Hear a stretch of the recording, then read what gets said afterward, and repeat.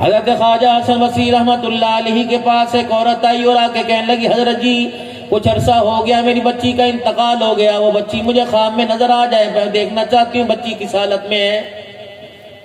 ہمیں بھی کبھی خیال آیا کہ اماں ابا خواب میں نہیں آئے؟ آیا کبھی خواب میں؟ کبھی سوچا مر گئے اچھا کمرہ خالی ہو گیا؟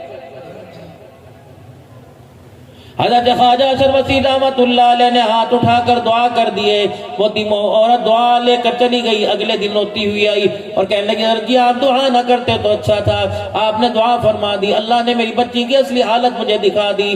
اللہ اکبر، قبر کے اندر آگ لگی ہوئی ہے اور آگ کی لپٹوں نے میری بچی کو چاروں طرف سے جکڑ رکھا ہے، حضرت جی آپ دعا فرما دیں میری بچی کے لیے آسانی ہو جائے۔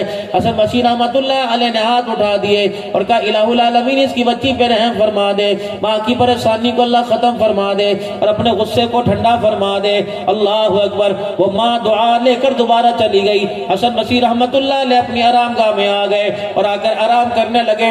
خواب میں آپ نے نیند میں خواب میں دیکھا ایک حسین و جمیل لڑکی آئی، خوبصورت لڑکی آئی، سبز رنگ کی پوشاک اپنے اوپر اوڑے ہوئے اور جنت کے دروازے پہ کھڑی مسکرا رہی ہے۔ جناب حسن بصری رحمت اللہ علیہ سے کہنے لگی اے اللہ والے تو مجھے پہچانتا ہے؟ آپ نے فرمایا دنیا کے اندر تو میری واقف کوئی نہیں تو کون ہے؟ کہا اس عورت کو تو پہچانتا ہے جو کل بھی تیرے پاس آئی تھی آج بھی تیرے پاس آئی ہے۔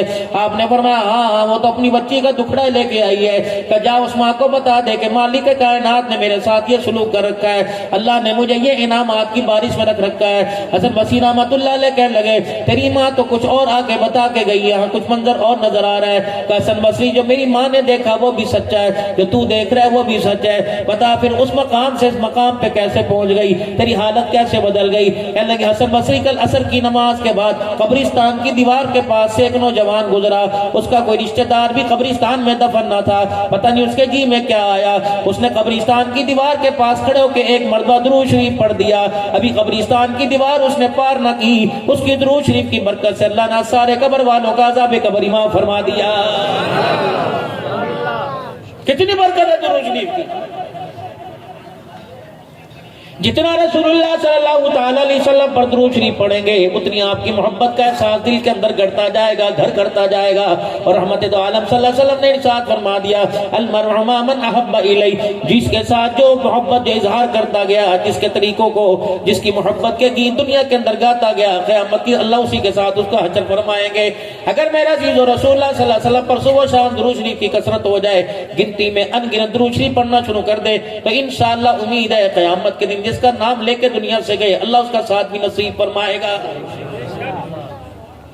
مختصر درود شریف میں جامع درود شریف صلی اللہ علیہ وآلہ وسلم، صلی اللہ علی النبی الامی صلی اللہ علیہ وسلم، اللہم صلی علی سیدنا و مولانا محمد وعلی آلہ وصحبہ سیدنا و مولانا محمد وبارک وسلم، اللہم صلی علی محمد وعلی آلہ محمد کما صلیت علی ابراہیم وعلی آل ابراہیم انک حمید مجید، اللہم بارک علی محمد وعلی آل محمد کما بارکت علی ابراہیم وعلی آل ابراہیم انک حمید مجید۔ کتنی دیر لگی؟ 1 منٹ بھی نہیں لگا، جو درود ابراہیمی پڑھا آپ کو مجھے پتہ ہی نہ چلا۔ اس وہی طرح جو فرشتہ کھڑا ہے جس کے پاس گناہوں والا رجسٹر ہے، میں نے درود شریف پڑھا، میرے عزیزو اس فرشتے نے 10 گناہ کم کر دیے، اس نے 10 نیکی لکھ دی اور 10 درجوں کو اللہ نے بلند فرما دیا۔ نماز پڑھیں گے نیکی والا فرشتہ حرکت میں آئے گا، روزہ رکھیں گے نیکی والا فرشتہ حرکت میں آئے گا، اللہ کے راستے میں خرچ کریں گے نیکی والا فرشتہ حرکت میں آئے گا۔ اگر گناہ کریں گے، بدنگاہی کریں گے، ہاتھ سے ظلم کریں گے، پاؤں سے گناہوں والے راستے پہ چل کے جائیں گے تو یہ نیکیاں نہیں برائی لکھنے والا فرشتہ حرکت میں آئے گا۔ ایک عمل ایسا ہے بندہ وہ عمل شروع کر دے تو دونوں فرشتوں کا قلم حرکت کے اندر آ جاتا ہے۔ وہ عمل کون سا؟ جب بندہ درود شریف پڑھتا ہے تو ادھر والا فرشتہ نیکی لکھنے لگ جاتا ہے، ادھر والا فرشتہ نام اعمال سے گناہوں کو مٹانا شروع کر دیتا۔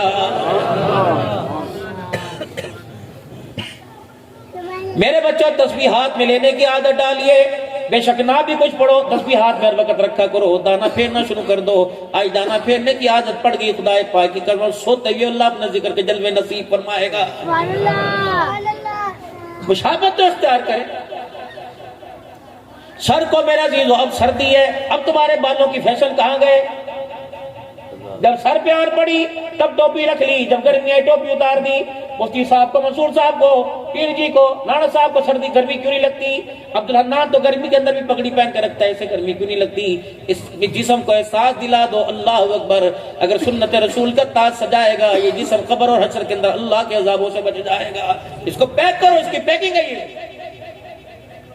موبائل کا کور تمہیں گھر کے اندر موجود نظر آتا ہے، سگار میز کا کور تمہیں موجود ہے، ٹی وی ٹرالی کا تمہارے پاس کور موجود ہے، فریج کا کور موجود ہے، انسان کا کور بھی تو اللہ نے رکھا ہوا ہے۔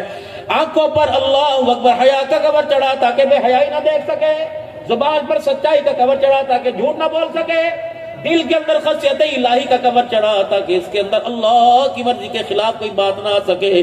دماغ کے اوپر میرے عزیزو اچھی سوچوں کا، اللہ کی محبت کا کور چڑھا لے، اللہ اکبر، تاکہ اس کے اوپر غلط سوچوں کا میرا اثر نہ آ سکے۔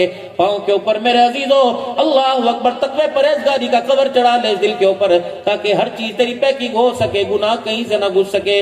علماء کرام بیٹھے، ان سے پوچھو، ننگے سر والا آدمی، یہ وکیل صاحب بیٹھے ہیں، اللہ اکبر، انہوں نے وکالت پڑھی، اللہ کرے شریعت بھی سارے پڑھ جائیں۔ فرمایا اسلام اتنا پاکیزہ دین ہے، جس کا سر ننگا ہو اسلام اس کی گواہی قبول نہیں کرتا ہے۔ علماء اکرام اس کی تائید کریں گے، اتفاق کریں گے کہ انسان کے ساتھ جب شیطان کا واسطہ پڑتا ہے تو انسان کا حملہ انسان کے سر کے اندر سے ہوتا ہے، شیطان انسان کے اندر سے داخل ہوتا ہے۔ تو سر کی پیکنگ کرو، رب کعبہ کی قسم ذمہ داری سے عرض کر کے جا رہا ہوں، آپ سر کے اوپر ٹوپی رکھنا چھوڑ دو، شروع کر لو، لوگ آپ کا نام بھی بدل دیں گے۔ کوئی حافظ جی کہے گا تو حافظ ہو کوئی نہیں، کوئی مولوی جی کہے گا مولوی ہو کوئی نہیں، کوئی قاری صاحب کہے گا ہو کوئی نہیں، کوئی حاجی صاحب کہے گا ہو کوئی نہیں۔ اور لوگوں نقل اتارنے پہ اتنا کچھ ملے گا، جب تم اصل پر آ جاؤ گے تو پتہ ہے اللہ کن کن نعمتوں سے آپ کو مجھے نوازے گا۔ اللہ کے فضل و کرم سے روزانہ 2 سے 3 شہروں کے اندر ہو کے آتا ہوں۔ میرے عزیزوں کسی نے مجھے روڈ سے نہ نکالا، بلکہ لوگوں نے پھولوں کی بارش کی، لوگوں نے استقبال کیے، لوگوں نے گھروں کے اندر کھانا کھلایا۔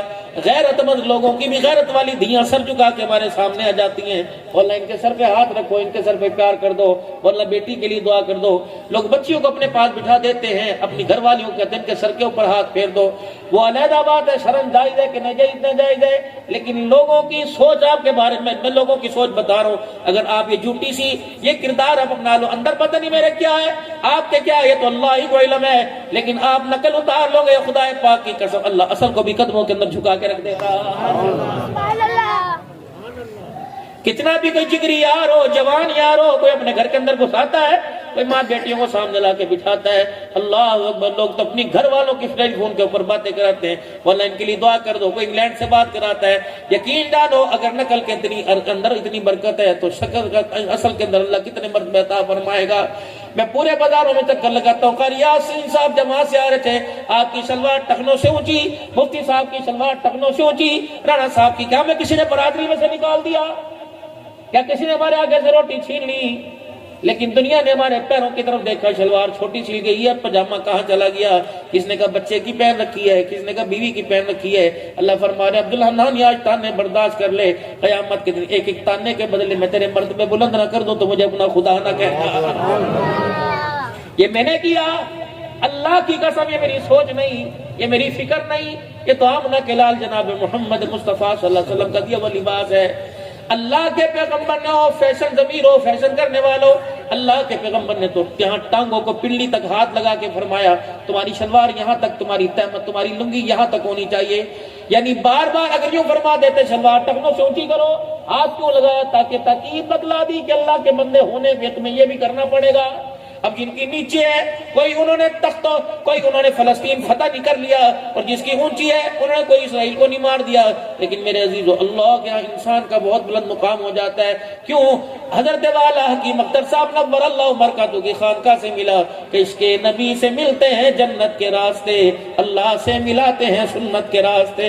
قل ان کنتم تحبون اللہ فاتبعونی، اس آیت کی تفسیر، اس آیت کے ترجمے کی تفسیر کہ جو لوگوں اللہ کی رسول سے محبت کے قریب ہو جائے گا، اللہ پاک اس سے محبت کے قریب ہو جائے گا، اللہ اسے قرب دے گا جو رسول اللہ صلی اللہ علیہ وسلم کا قرب پائے گا۔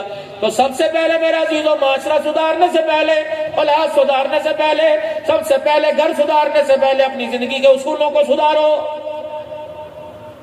آج جب آپ اپنے گھر جانا تو اس شیشے سے پوچھنا ہو بھائی خدا کے واسطے میں نے تیرا بگاڑا کیا؟ تیرے سامنے انڈیا کے کھلاڑی کی شکل بناؤں تو ویلن گڈ کہتا ہے، پاکستان کے ایکٹر کی شکل بناؤں تو کہتا ہے واہ واہ واہ واہ، امریکہ کے کسی کی شکل بناؤں، ننگوں کی شکل بناؤں تو کہتا ہے واہ واہ واہ واہ، اگر آمنہ کے لال کی نقل اتاروں تو کہتا افسوس افسوس افسوس۔ اللہ اکبر، 25 سال کا جوان ہے، 50 سال کا بوڑھا ہے، وہ بھی کہہ رہا ہے داڑھی بڑی بڑی لگ رہی ہے، چہرہ عجیب عجیب سا لگ رہا ہے۔ اللہ اکبر، امی بھی کہہ رہی ہے، بیگم کہہ رہی ہے جا بابا کو لا کے شیشہ دکھا، امی کہہ رہی لا میرے پوت کو لا کے شیشہ دکھا، دیکھ تیری حالت کیسی لگ رہی، کیا ہو گیا؟ تیرے پاس پیسے ختم ہو گئے؟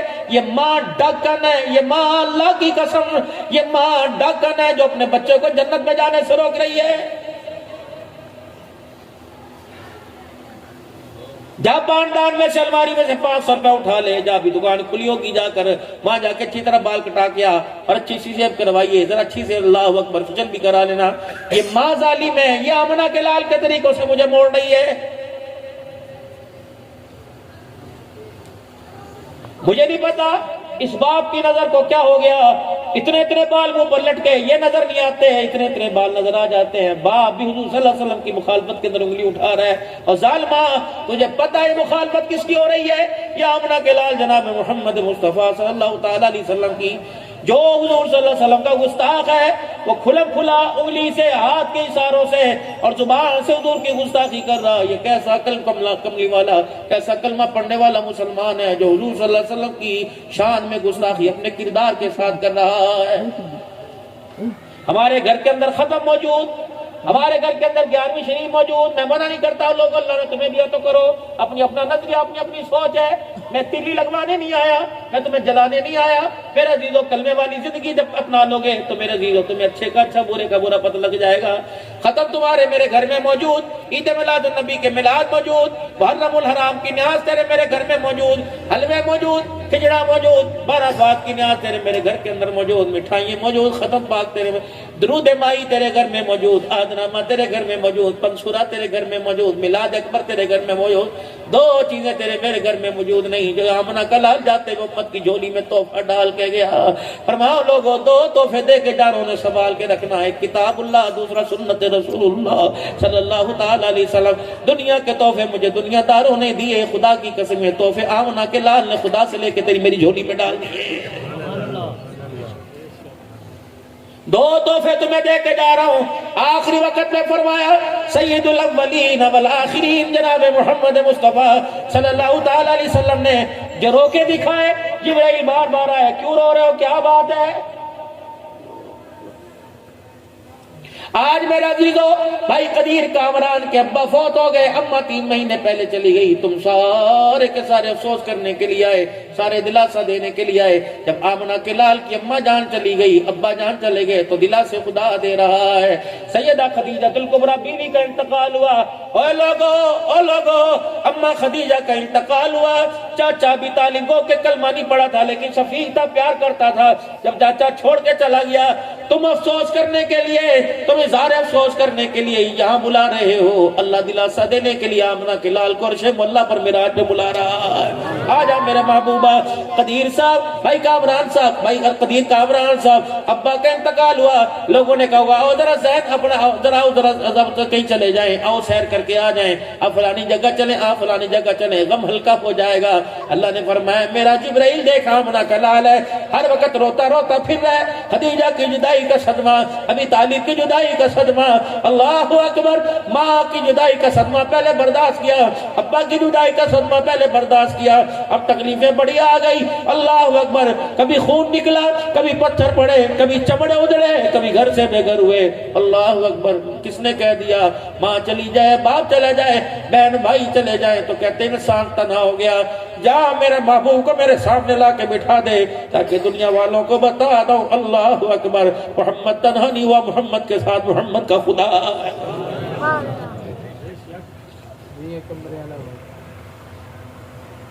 میرا محبوب پریشان نہ ہونا، جب تیری رسالت پر، تیری ختم نبوت پر انگلی اٹھے گی، تیرے کردار پر، تیرے گھرانے پہ انگلی اٹھے گی، دفاع میں کروں گا، پریشان نہ ہونا۔ وَلَا سَوْفَ يُعْطِيكَ رَبُّكَ فَتَرْضَىٰ، کیا میں نے تیرے ساتھ وعدہ نہیں کیا؟ انا اعطیناک الکوثر فصلی لربک وانحر ان شانئک هو الابتر.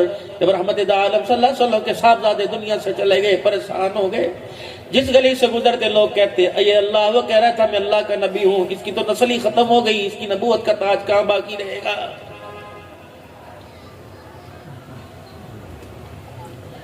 اس آیت کے اندر اللہ نے بڑے رازوں کو چھپا رکھا ہے. اللہ نے سورت کے اندر بڑے موتیوں کو چھپا رکھا. انا اعطیناک الکوثر. اللہ اکبر. تنگے معاش والوں کے لیے بہت بڑا ہے وظیفہ.